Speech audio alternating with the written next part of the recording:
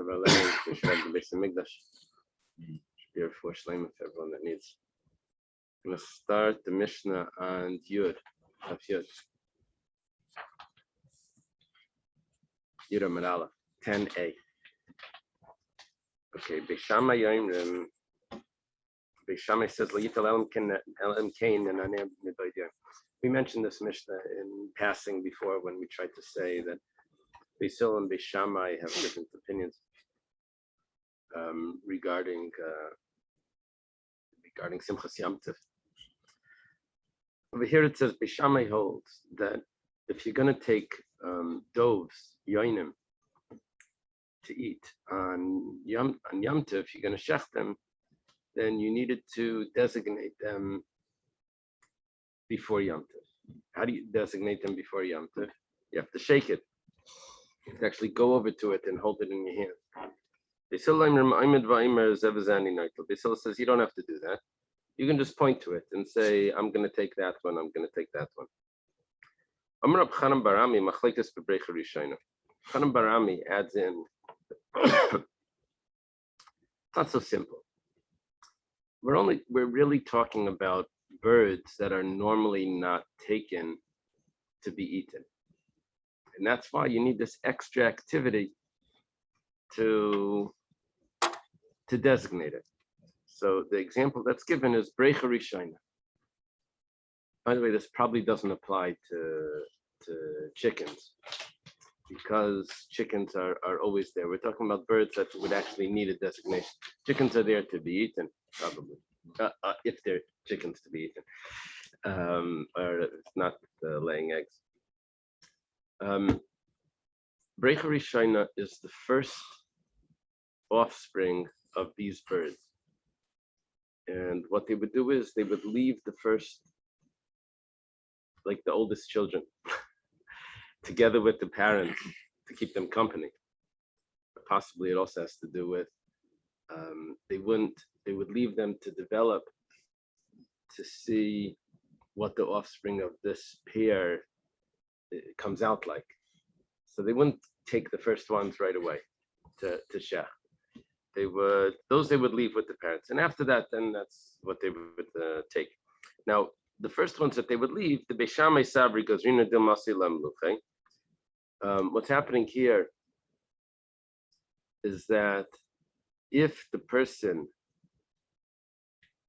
would just on Yom Tov take the birds, then maybe what he would end up doing is he would take the birds away and then look at them and say, oh, really, I shouldn't be shechting these.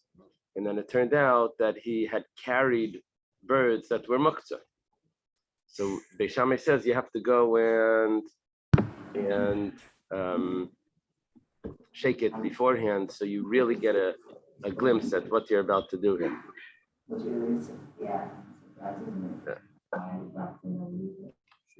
Okay. Beis Hillel Sabri Lo Goes Rinan. Beis Hillel say that we don't make that decree, that you're going to end up, that you may end up carrying the birds. The issue is not the carrying, the issue is handling, the muktzah issue. Handling the birds that are really muktzah. But when we're dealing with other birds that people would take normally, that means the future the later offspring rather than the first offspring. Everyone agrees, even Beis Shammai holds that all you have to do is say that this and this I'm going to take. You don't have to actually climb up and take the birds in your hand. Gemara says, the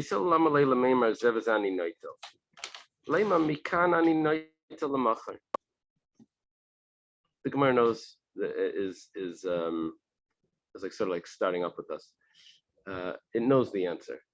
It knows the discussion that it wants to get into. The Gemara is starting it with a question, saying, why does Beis Hillel have to say, I'm going to take this and this one?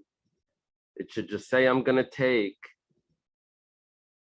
from here, and then whichever one he takes, that will be retroactively what you had meant initially, what you originally designated.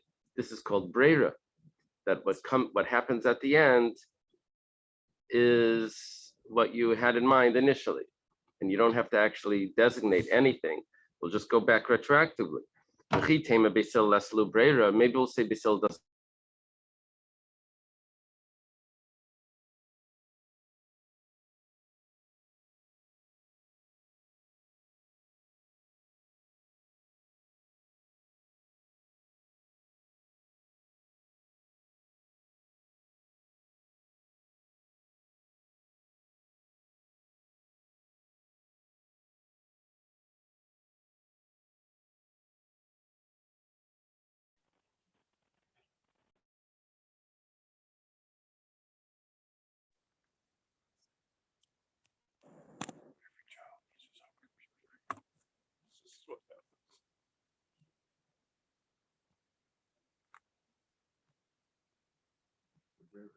Just give me 1 second here. Use it now. I had designated it before, even though I didn't designate it before. Yeah, Give me 1 second. I had it designated before, but I didn't, so now I'm using it as if I did designate. Counts. That makes sense, right? You could retroactively retroactively marry. I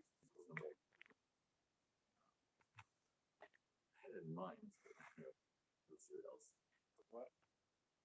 Can you apply that to other types of behavior as an excuse? I retroactively wanted to do that. Recording in progress. Before you can get Not in. yeah. Where's Blair?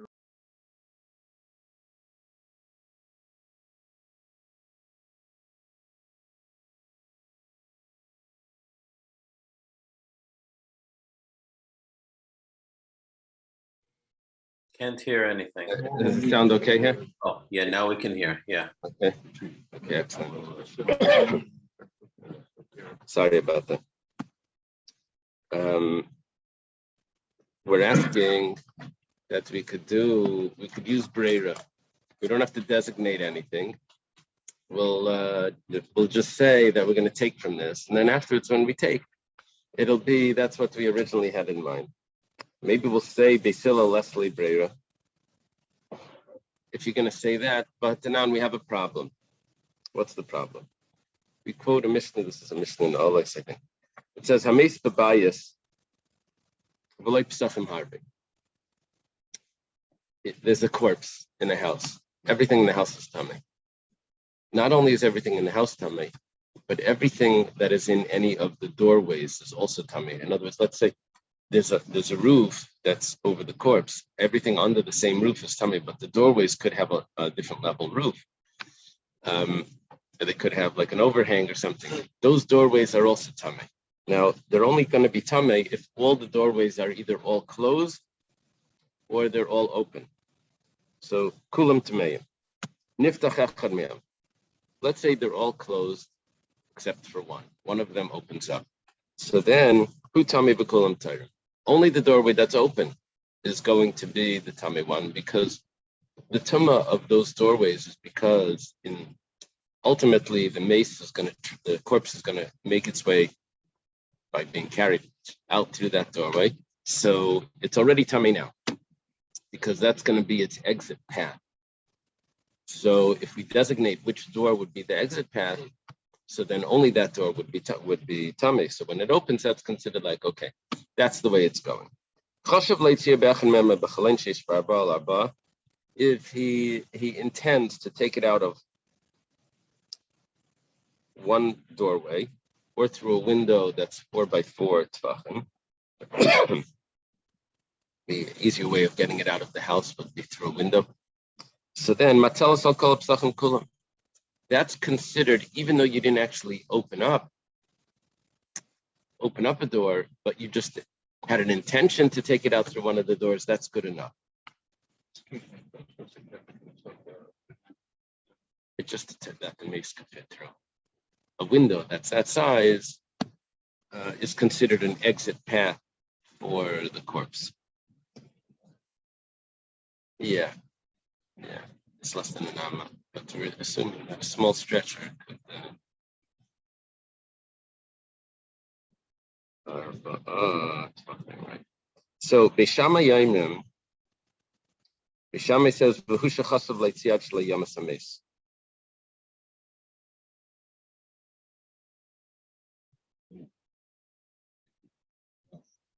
Beishama says that intention needed to be before there was deceased, before it passed, before the death. Basil says it doesn't matter. Doesn't matter. Even if you do it afterwards, you decide which doorway it's going to go through. What we're thinking now is that it retroactively goes back. I have all these options in front of me, all these doorways. One of them is going to be used. Basil says when you decide which one is going to be used, we're thinking now, retroactively it goes back and determines that there's only one doorway here that's really tamei because you decided which door it's going to be. So we say breira. So our question is back to the doves in the bird cage. Why do you have to actually designate which birds you're going to take? Just say I'm going to take, and the ones that you take will be retroactively the ones that were decided before Yom Tov.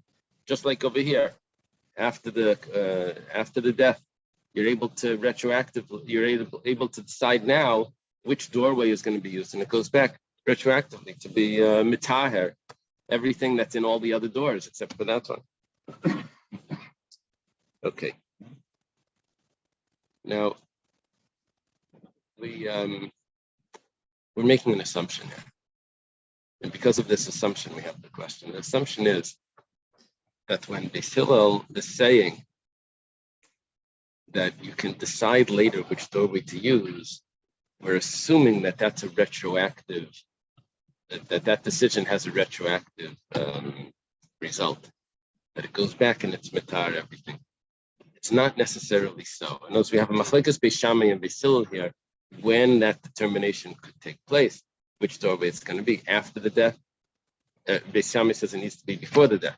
You have to determine which door. Otherwise, they're all tummy. And Beis Hillel says you can even do that afterwards.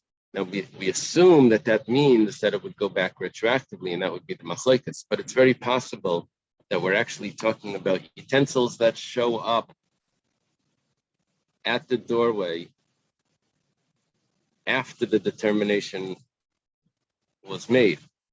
The other doorways that are tamei. And really, that's what we're talking about. Not the utensils that were there beforehand are now all going to become tahar, because this doorway was determined now that it's not going to be the doorway that's going to be used. Notice the question is, are we talking about utensils that show up from when you determine which doorway you're going to use, or are you talking about the utensils that were there beforehand are now going to become tahar because we just found out that wasn't one of the doorways? That wasn't the doorway that's going to be used.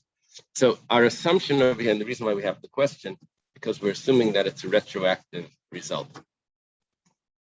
If it's retroactive, then we see breira. Retroactive means that there were utensils, there were pots that were in the doorway that's not going to be used, and now they were the whole time tummy. But now we decided that we're going to go through that door, so they become tahar. We didn't know that we were okay. So their status splits. The Gemara says there's no proof from this that this has anything to do with breira. But Itmar Allah, but it was stated on that Mishnah, Amarabba l'tara sapsach mikan alaba. We're only talking from then and on. Okay.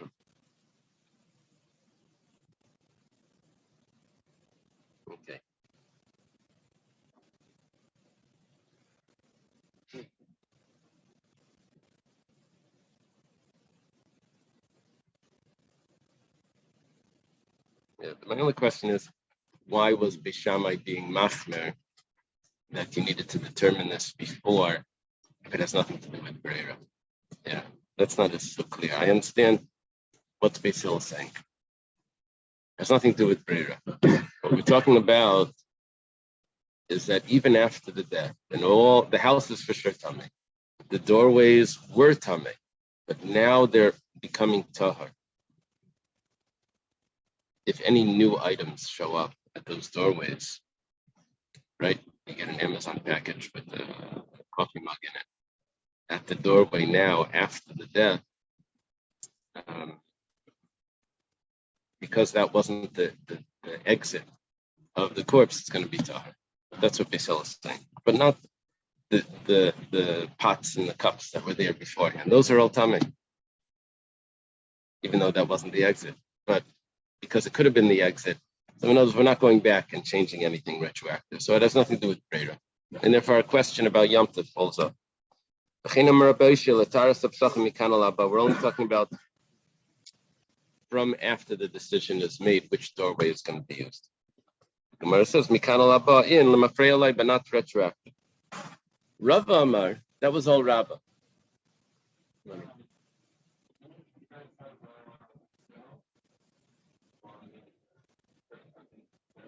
Oh, you want to use the mikveh?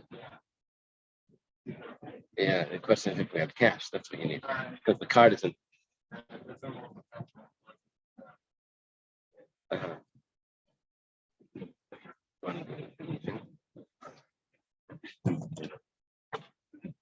No, so it only allows you once a day. I have a question. Yeah. Here they're looking for a principle that's closer to the right. Hopefully make the decision because you say, why do they need all this? It's rabbinic, so well, it would make sense. They seem to be looking for an analogy. Right. It's supposed to be the right.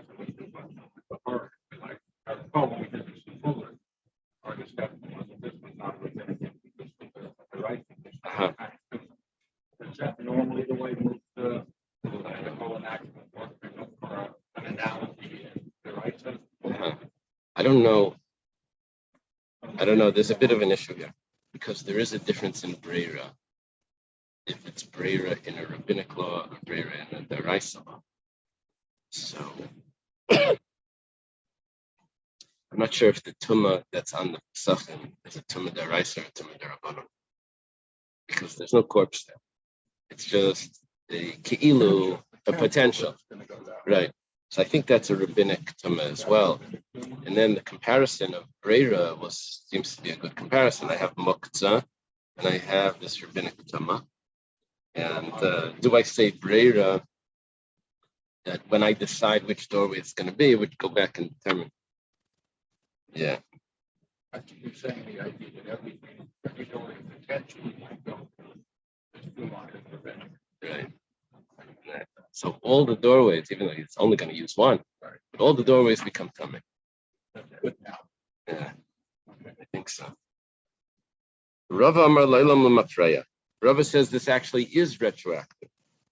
Rava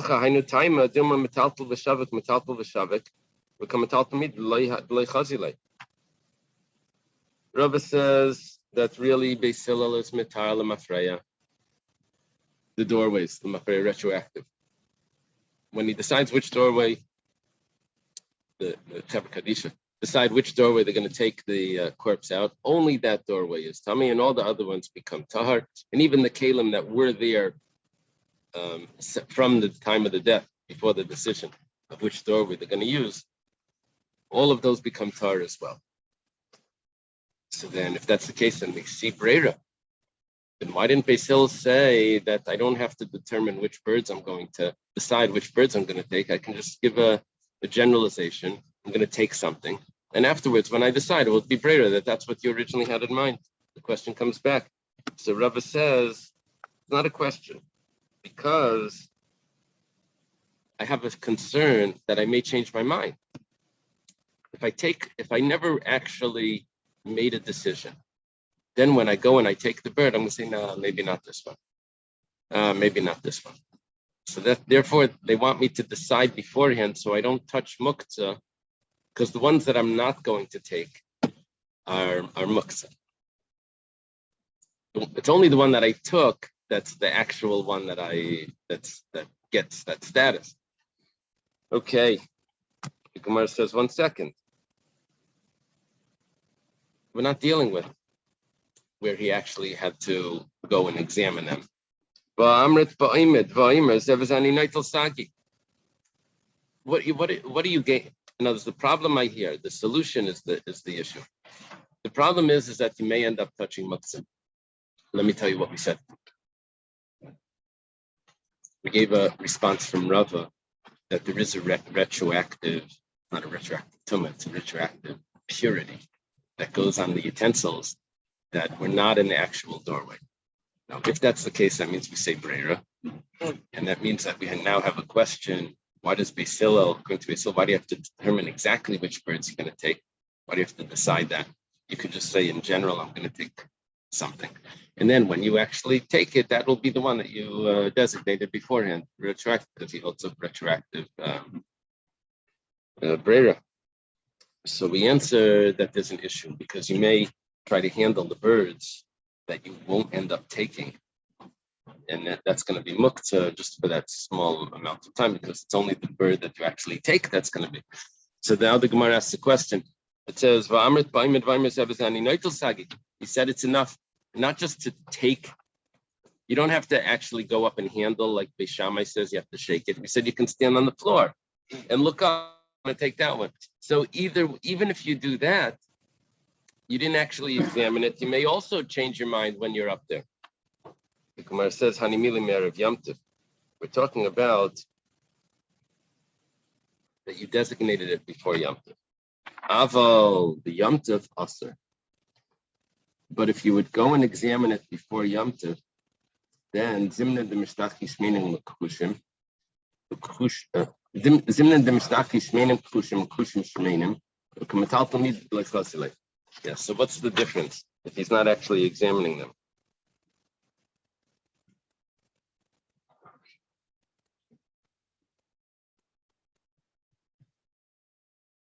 We're saying that if you had to do something Erev Yom Tov, then it's going to be much more strict to you, the concept of muktzah. Because you had to go through with like some sort of ceremony beforehand to say, this is the one that I'm going to take. Now, since you did that, then you're going to recognize that you can't actually switch from one to the other. But if we would allow you to make some decisions on Yom Tov, then that would be a problem. If you were rely on your decision of Yom Tov itself, then when you get up there, you're going to say, oh, this looks like a heavy bird, let me take it. And then when you hold it in your hands, you see that was all feathers. There's really no meat on it. So you're going to take the next one. And then that would be an issue of matzah. But because you had to do it before Yom Tov and make this sort of ceremony, then the concept of muktzah is much stricter in your mind, and then you won't end up doing it. If you do it on Yom Tov, you're going to end up touching things that you're actually not going to take.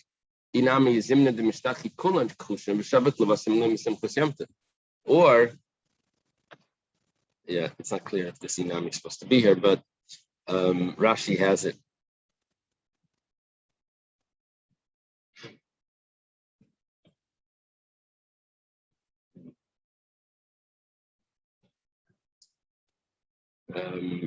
What it's saying now is that it's possible that none of them will be to your liking, and you're going to end up not eating on Yom Tov.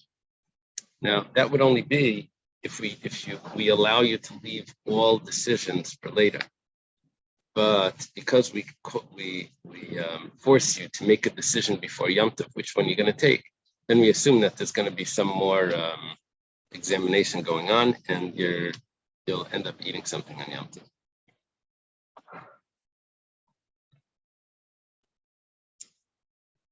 Yeah. Or not that you actually make an examination, or that because you made a decision that you're going to take it, then you'll take it anyway, even though it's not as fat as you had thought it would be. Does this principle apply to the muktzah in general today also? To designate things before, even if they're muktzah. there are things that you can designate.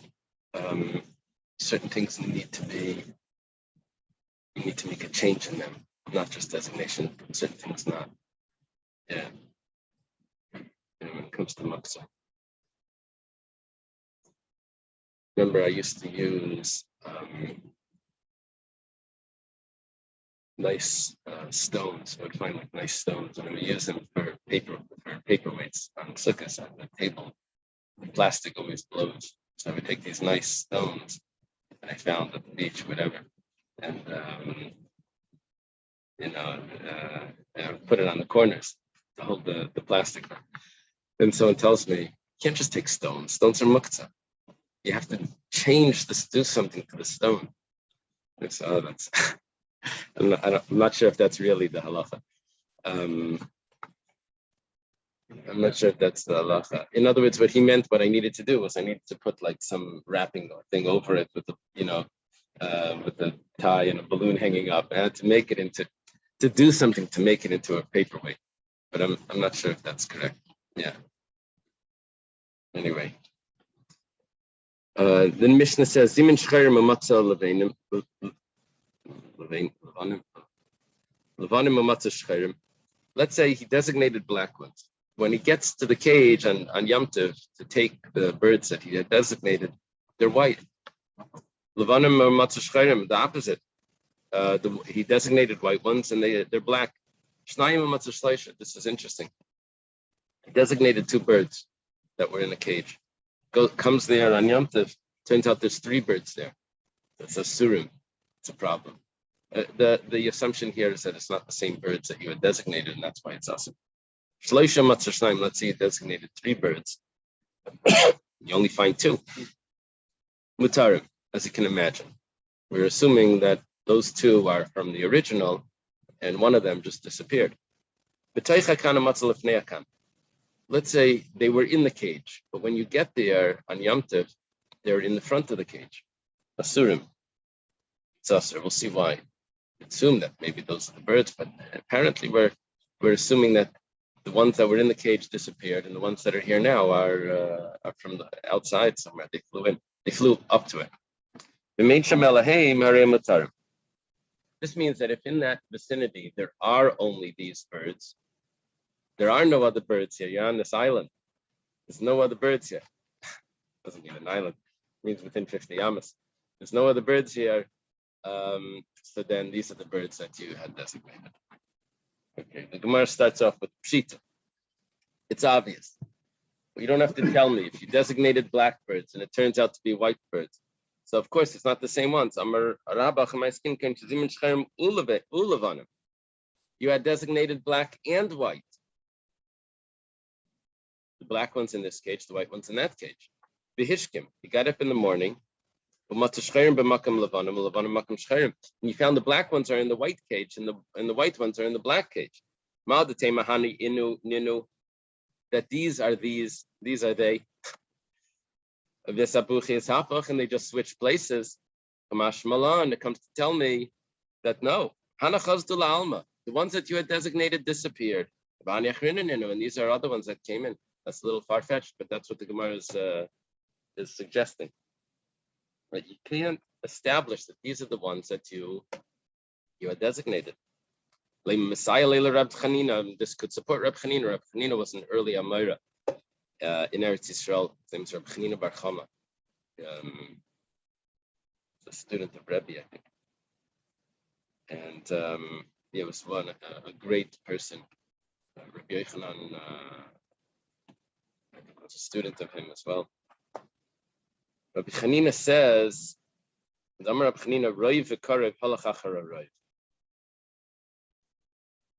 if I have two options, I could say that it comes from the closest, and I could say that it comes from the majority. So here I have birds. I have two ways of looking at it. Do I say that it comes from the closest nest, which is right here, and this must be the birds? Or do I say that it comes from the majority, which the majority is not here. The majority is, it could come from anywhere in the world. That's the majority of birds. So Rabbi Chanina says, if I have that option, that decision to make. What is it from? Is it from the closest or is it from the most? So halacha acharov, you go after the not the most distant, the most distant, which is comes from the world. So this could be approved. The Gemara answers no. Kida Amar Abaya. Abaya said in another place, which hopefully we'll get to today. He said bedaf, bachanami bedaf. There's a little like landing ledge in front of the bird cage. Now on this landing ledge, this is where you found the birds. Now on this landing ledge, there's also other birds. So this is where they hang out on this landing. This like where they take off. So it turns out that there is, in this case, there is no roiv or karev. That's a conflict, because on the karev itself, it's not that this is the that the nest is the closest, and these birds right here are from the nest because that's the closest. No, on the daf, there's a bunch of birds that came from. So even the birds of the world are also the closest, because they have an area right here where there's a lot of birds. You see we're holding? We're on Yudam page, in the middle of the page. If there were two, but you found three, it's asur. Manafshach, what would you say? If this all three are others, so then you can't use them. Let's say two of them are the ones that you designated. That's because there were only two. How did the third one get here? Well, the third one flew in. So it says, well, you're still stuck because you don't know which one is the one that you're allowed to take. Yeah, this is very interesting. Maybe you could say that it's batal. It's batal. You have two that are good.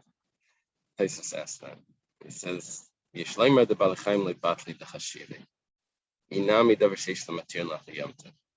Can't say bittul. There's no bittul. You have a bird here that's not acceptable. You have two that are, even if you have two that are, but you can't shecht any of them because there's no bittul. Shleisha matzishnai mitar. Let's say you had three birds.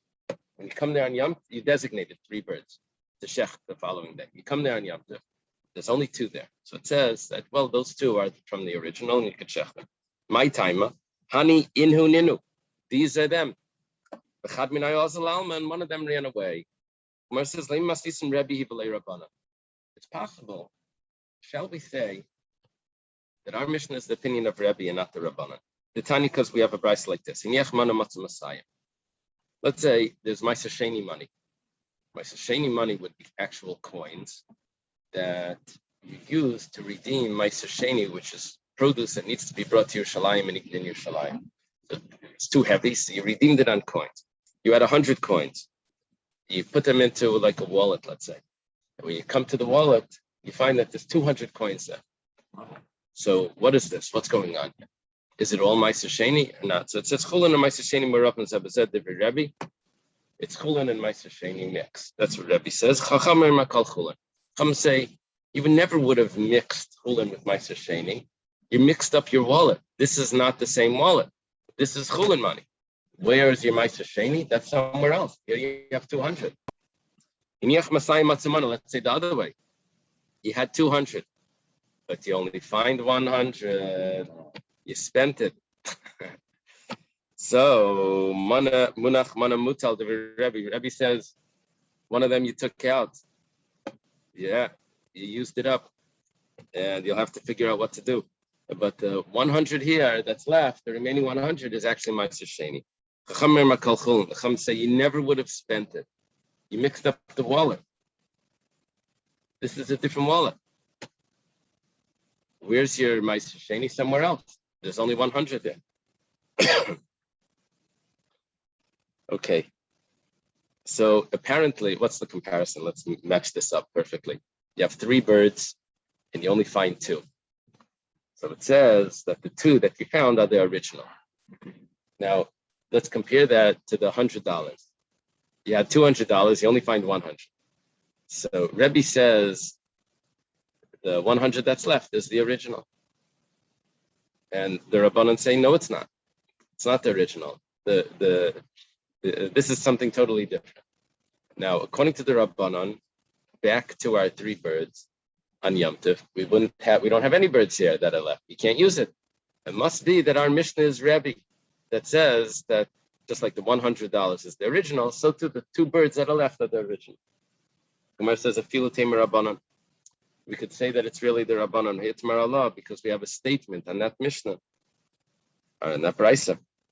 Rabbi Yochanan and Rabbi Elazar, both Rabbi Yochanan and Rabbi Elazar. Rabbi Yochanan and Rabbi Elazar are Amiram in Eretz Yisrael. They were Chabrusas. They both say it's Rabbi Elazar ben Pedas. The Amri Tarvayu. They both say Shani Geisel Sayil Vasayin Ledades.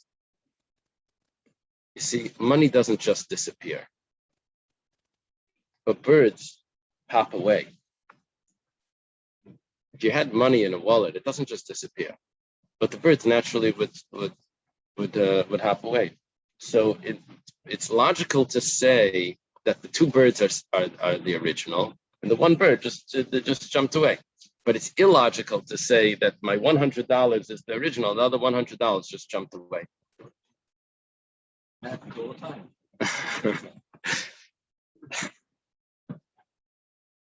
Okay, now the Gemara has like a little bit of a complex question. You see, we had a question and we gave an answer. The complexity now is the Gemara is going to challenge. Why did you need to even give an answer? I have the issue resolved without your answer. So why do I need an answer? You hear the question. Why do you need an answer? That's what we're about to say. Why did you have to give that answer? Because there's a distinction between birds that hop away and money that doesn't. But we have another statement.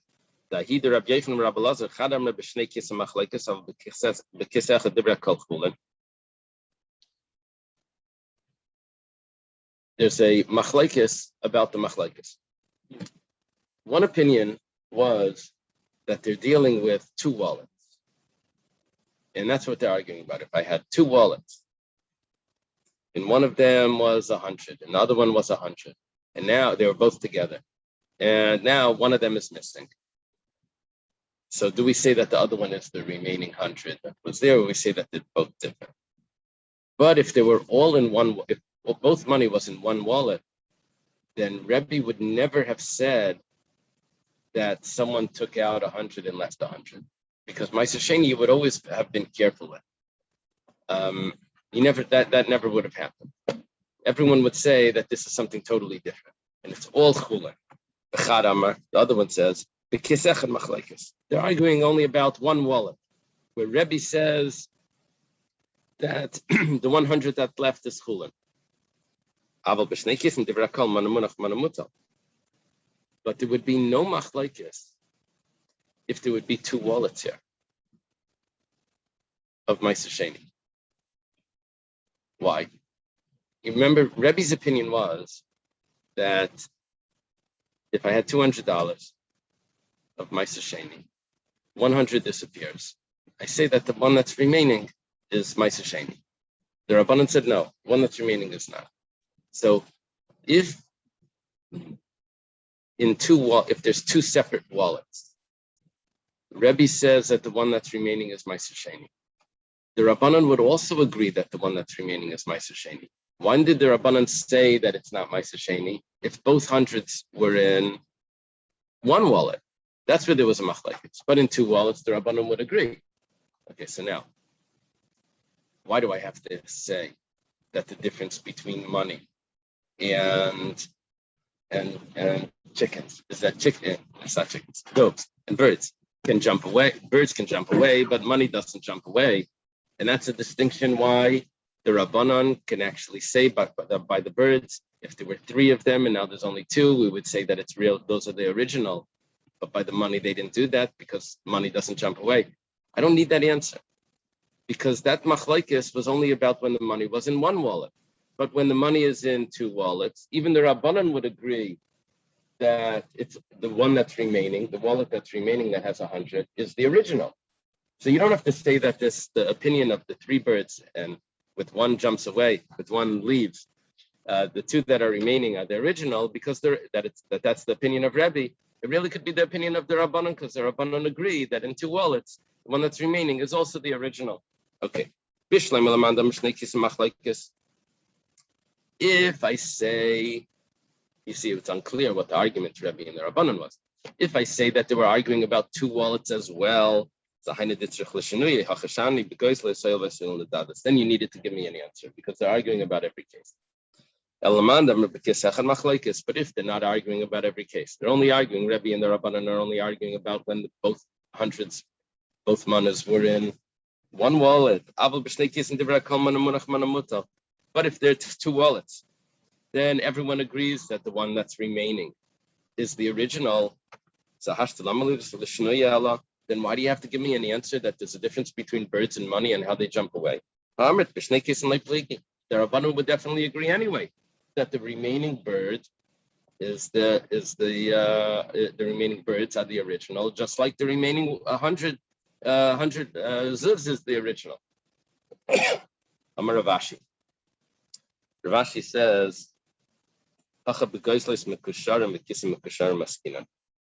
the cases are like this. The reason why we have to give that answer, according to this opinion, is that it's two wallets. And everyone agrees that the remaining wallet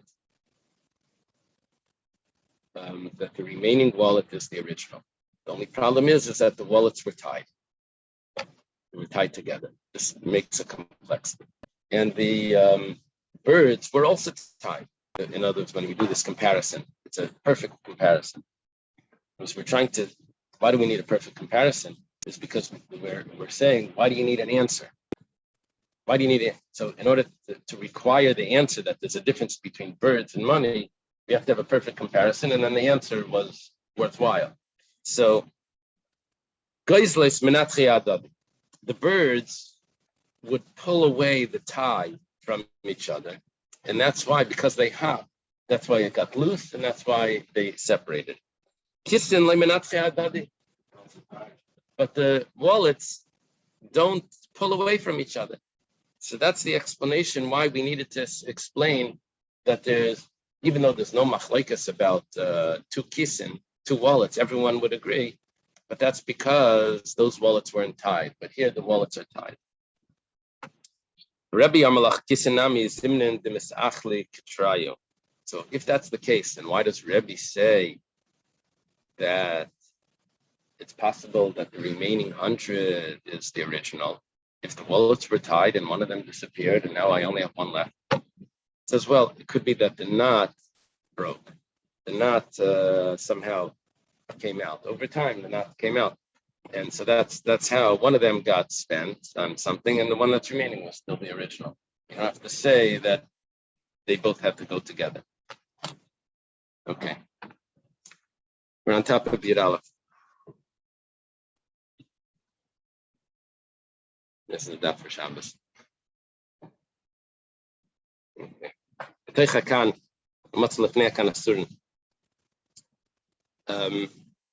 If when you designated the doves, they were inside the cage, but when you come on Yom Tov, they're in front of the cage. So what's the halacha? It's forbidden. Let's say that this is a proof to Rabbi Chanina. We quoted this Rabbi Chanina a few minutes ago.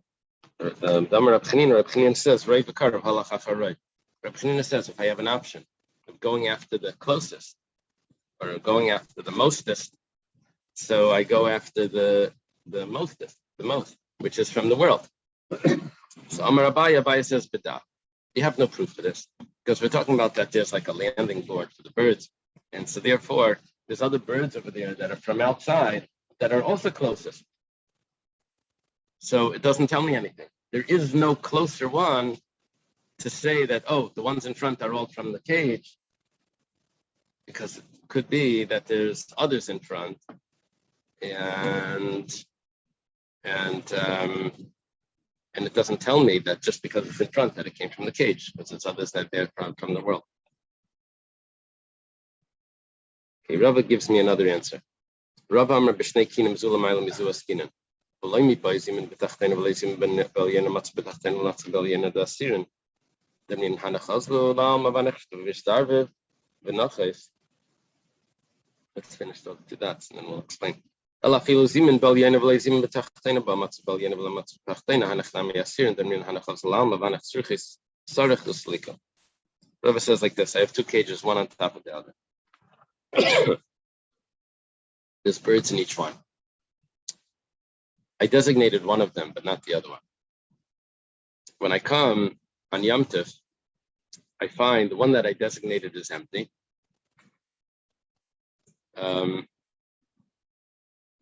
And the one that's not designated has birds. It doesn't have, it's not really inside, it's birds in front. So let's say like this. Not only if I designated the bottom one, and I just didn't designate the top. And now when I come, I find the bottom one empty, but there's birds right in front of the,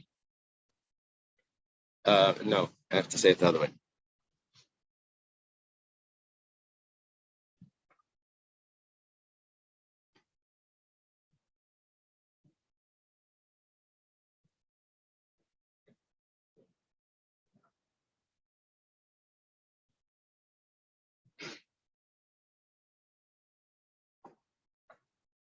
I designate, let's start off with the top. Not only if I designated the top one, and when I come the following day, I find the top one empty, but there's birds in front of the bottom one.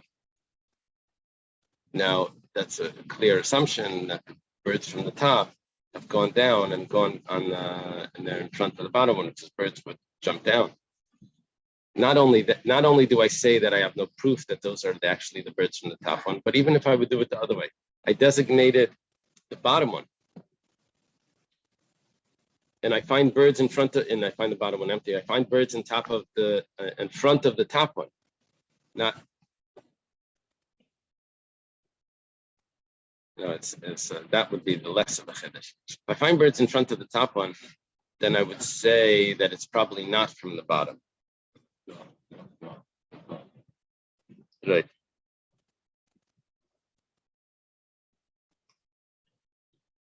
Yeah, so we're talking about that the birds, let's go over. Not only if I designated the bottom one and I did not designate the top one,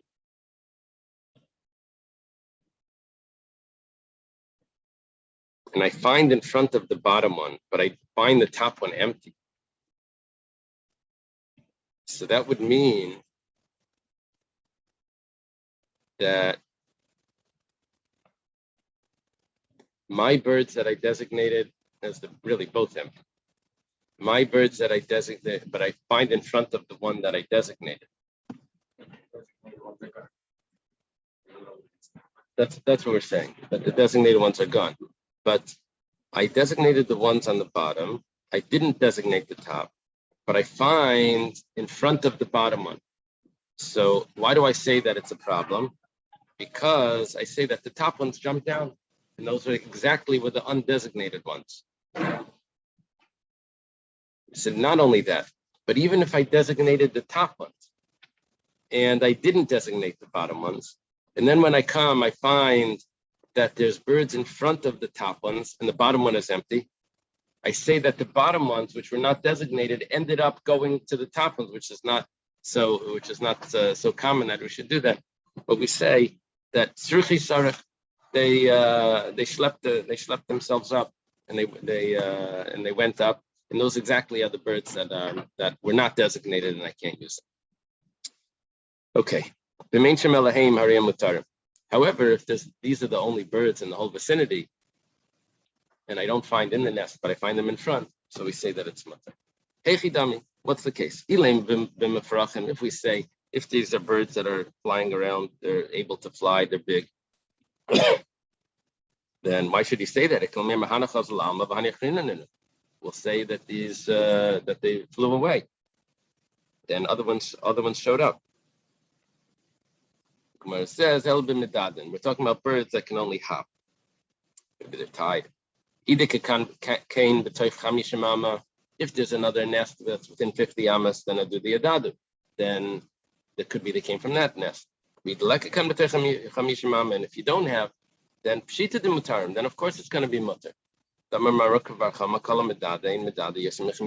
Birds can never hop more than 50 amas. You want to know something? There is another cane, another nest within 50 amas. Very interesting. And nevertheless, we're saying that it's going to be mutter. Why? Because going the kaima b'keren zavis. Because that nest teaching me a chiddush. That nest, these birds only hop; they can't fly. That nest is around the corner. You look at the Rashi. There's a picture in the Rashi here. You see, one nest can't see the other one. Birds that can fly, they can go anywhere. They have their own GPS. But birds that hop have to be able to see where their home is, or else they become disoriented. So we could say that these birds hopped away, and this is another birds that are here. Kamash Malan, we say no. Only if it can see its nest will it hop. The birds that are in front of this nest have to be from this nest, because there is another nest in the vicinity, but those birds don't come here because they can't see it when they get around the corner. They can't see their home. They never go so far. Okay.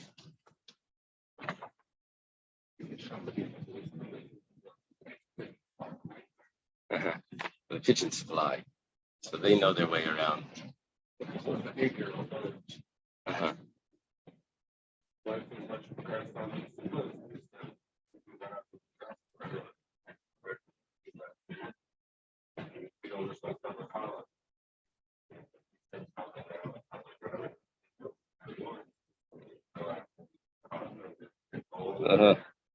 Would be a big group.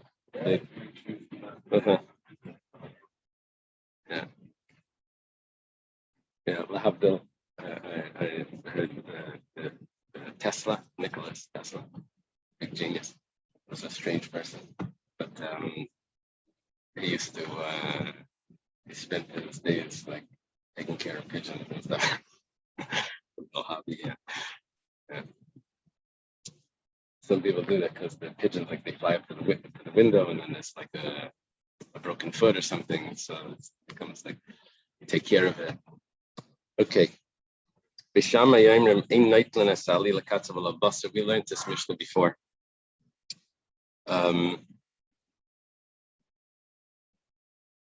There's it's like a pestle. It's a big block that's used to crush grain. Now, it's muktzah because it's used to crush grain, but it can also be used as a cutting board because it's a thick piece of wood, a heavy piece of wood. You can use it to cut on it. Or maybe it's stone. You can use to cut on it. Bisil matir. Bisil says that you're allowed to use it. Bishami says you're not allowed to use it. Bishami says you can't take it for a permissible use. Bisil says you can. Bishami says you can't put leather in front of a place where people are going to walk, and you can't move it at all. It's not actually leather; it's hide that could be turned into leather if you trample it and you put on the right tanning things. Bisil matir. Bisil says you're allowed to. Why? Bisil says that you're using it for people to sit. On Yom Tov, people want to sit down. It's like a mat. Okay. Tana, we started in the Beitza Daf. Everyone agrees, even Basil agrees, that once it's used, you can't bring it back to its original location. Basil says you're allowed to take it to use it, talking about that pestle that's used to cut meat on it. That was mutter according to Basil, but not to bring it back. So you don't have any use for it afterwards. Amar Abaya machlekes ba'ali. Machlekes is only about this pestle, this thick, heavy stone or wood. Aval betavragarmi. Tavragarmi means a bone breaker. Divra kol mutter. How do they translate it over there? Tavragarmi. Breaking bones. Is that a board for breaking bones? Yeah. It's a cutting board. Oh, but those are Those are similar utensils, but they're used for meat. Everyone says it's mutter. Okay. The Gemara says pshita. Isn't that obvious? No one brought that up, and it says ali tanan. It says only the pestle that's used for grain is us. The Gemara says ma'od temu hadin afilu tavragarmi nami. Could have thought that Beis Shammai is strict about the tavragarmi as well, the bone breaker. We're just trying to tell me a chiddush that Beis Hillel, which is lenient about even something which is meant to crush grain. You're allowed to use it for meat. No, that it's not telling me that Beis Shammai would have been strict about others, but you're trying to tell me a chiddush in Beis Hillel that Beis Hillel is saying no. Beis Shammai would have been lenient about the tavragarmi as well. Ikadamri. There are those that say Amar Abai Lenitzchel Afilu Tavragarmi Charati. There is a chiddush here about the tavragarmi. Mao the Tema, what could I have thought?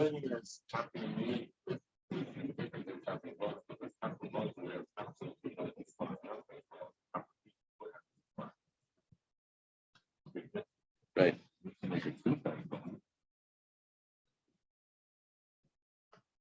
Right. This is a bone breaker, which she's saying on Yom Tov she don't have a use for it.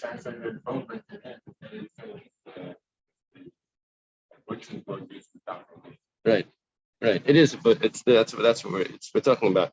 It's made for meat. But the idea here is that are you allowed to use this board? What would the shaila be? That's the Gemara is asking. What's the shaila? The Gemara is saying, why would Beis Shammai say that you can't? Oh, so let's take a look. According to Abaya says, I could have thought that maybe the person's going to change his mind. I'm not going to cut the meat. Then what happened? He brought the board for no reason. So that was a tiltal that was like a moving something that had no purpose. And it was an extra effort. The question is, what was the svara not in the Ikadamri, in the first opinion? Why would Beis Shammai be strict about something that's not muktzah?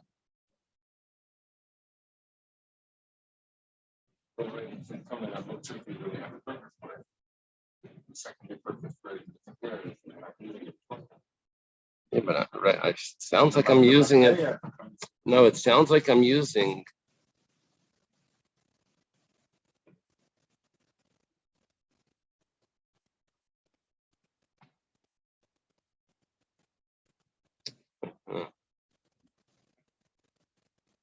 Sounds like I'm using it to cut meat, which is allowed on Yom Tov. Why should it be forbidden if this is exactly what it's meant for in this? I'm not sure. Okay, now the Gemara says, are you telling me actually, according to this, that Beis Shammai is not concerned that you may change your mind and you actually carried it for no purpose? Well, it's not the carrying that's the problem. It's the muktzah that's the issue.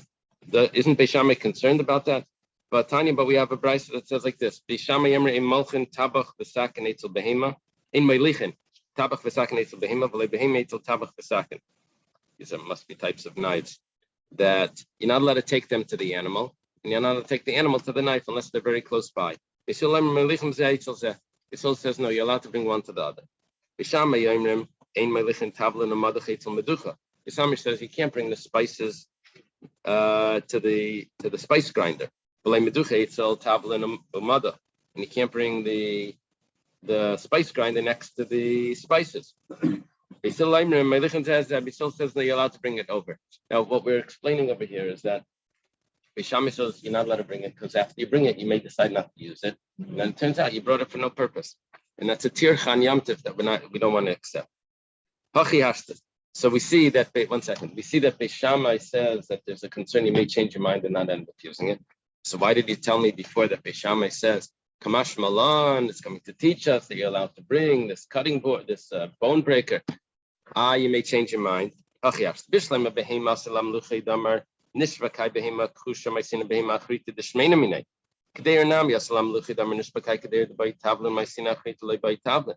Over there, I may say like this. Why should I bring, if there's an animal, I may take a look at this animal after I brought it and say, let me use a different animal. This one is not fat enough. I'll go get another animal. Or if I have two pots, one of them needs spice, one of them doesn't. I'll say, why should I start cooking up this one, the one that needs the spice? Rashi's example of what needs spice is meat and onions.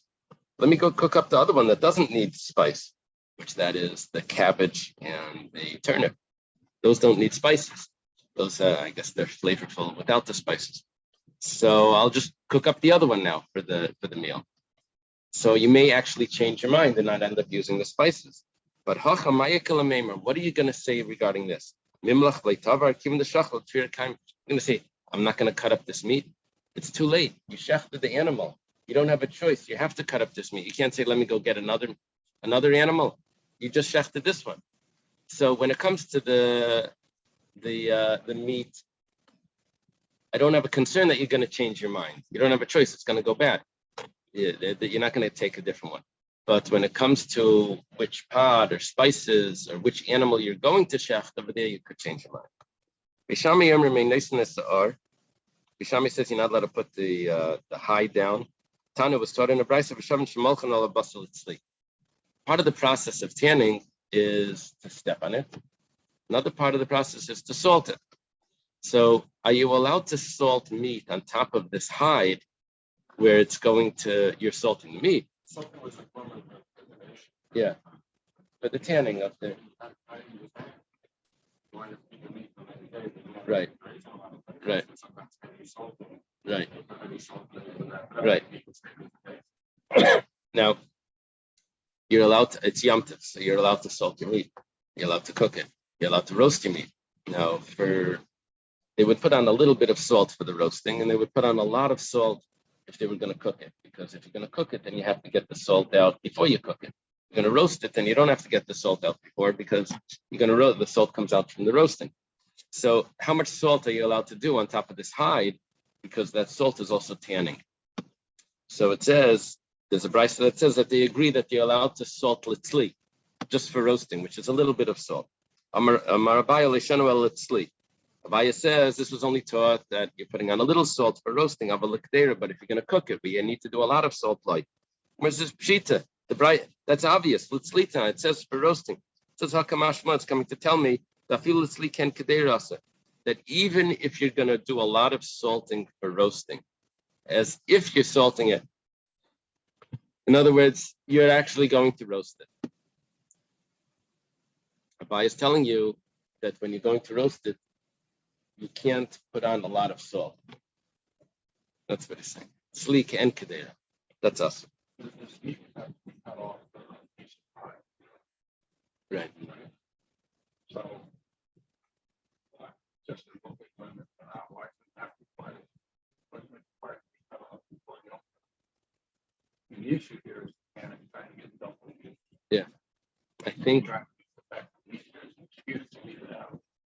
I think what's happening is he has the hide. He shechted an animal. Yeah.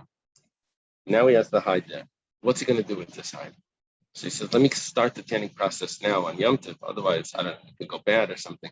So he takes the meat that he has, he's going to cook or roast, he puts it over the hide and he starts putting salt on it. So that way it will get started. It's not attached. It's not attached. No, if there's meat attached, then Beis Shammai holds you allowed to use it.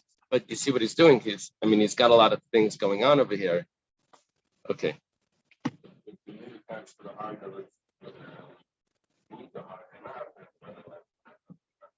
Yeah. Let's take a look. Taner Rabbanan started in a brayso in molchenes hachalav me'mahapton behem. That was only meat, but when it comes to the fat you're not allowed to salt. Now, why would they salt the fat? I think it would go bad if they didn't salt it. No. Yeah, it would. If they didn't put salt in it, it would smell. So it was only the meat that you were allowed to. You can't put salt on the fat. You can't turn it. Mishum Rabbi Shuam or Sheikhan Baruch Al Gabi Yasedis. Rabbi Yeshua says that you're allowed to hang it over pegs in the wind. Amar Rav Masna halacha Rabbi Yeshua. Rav Masna says halacha like Rabbi Yeshua. Ikadamri Amar Rav Masna ain't halacha Rabbi Yeshua. Some say exactly the opposite. Difference, yes or no. Okay. Bishleim Milamanda halacha Rabbi Yeshua. If Rav Masna is telling me the halacha is like Rabbi Yeshua, well, very nice. That's very interesting. Yitzchak. Salkadait Chamina Yachid Rab Malacha Kram. I could have thought the halacha like the Rabbanon because they're the majority, which they said that you're not allowed to do this. You're not allowed to even move. You're not allowed to move it. Rabbi Yeshua says you are. It's a big chiddush. He's telling me the halacha is like Rabbi Yeshua. But if you're telling me that according to the Ikadamri, that the halacha is not like Rabbi Yeshua, Shita, you have to tell me that. Yachid Rab Malacha Karabah. Of course, the halacha is not like Rabbi Yeshua. He's just an individual in front of the sages. The Gemara says, "Ma'od tema mistaber tamei Rabbi Yeshua." Could have thought that Rabbi Yeshua is more logical. Because if you don't allow him to deal with the fats, maybe it's going to be so bad that he's not going to shecht at all, and we want him to shecht on Yom Tov. So Rabbi Yeshua is very logical that we're going to allow him to deal with the fats in order so that he should actually have meat on Yom Tov. So Kamash Malan, that is not like Rabbi Yeshua. When it says what's the difference when it comes to putting the hide in front of the people walking? That Beis Hillel allowed it, but when it comes to the fats, he doesn't allow it. The Gemara says when you're moving the hide, it's not clear that you wanted to do that in order for it to start the tanning process. Because over there, it's possible that you spread it out because you wanted to use it to sit on as a mat or something. But over here, you could say, my time, but if I allow you to move the fats, we'll say, why are you allowed to move the fats? That's because it shouldn't smell. What's the difference if I put it over a peg in the wind so that the smell goes away, or if I put salt on it so the smell goes away? And I would put the salt on it. Now the salt on it was a problem. What's the problem? Salting something. I guess this is tanning. I didn't know that the hide was also a type of tanning, but they would use it for salting the fat. Salting the hide, I understand. That would turn into leather. What would they do with the fat after they would salt it? Okay. Apparently, it would be used for something, and this would be a problem. Rabbi Yehuda